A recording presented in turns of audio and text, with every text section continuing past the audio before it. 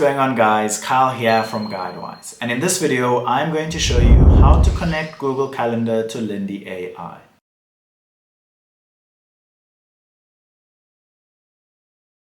In the left column, select Settings and then scroll down to Connections. You will then see Add Integration with a blue background. Click that and then look for Google Calendar. If you do not see it, you can type it in the search bar. So we're going to click Google Calendar. You can then select the actions that you would like to connect. For example, add attendees to event, add quick event, delete event, or if you would like to choose everything, simply select all. Then select add 15 and then hit connect. You will then be prompted to connect Google Calendar. Select continue, log in with your Google account, continue again. You can then select all or individually select the ones that you would like and then continue again. Successfully connected your Google Calendar account. Now our Google Calendar account is successfully connected, so we're going to hit continue again and return to Lindy.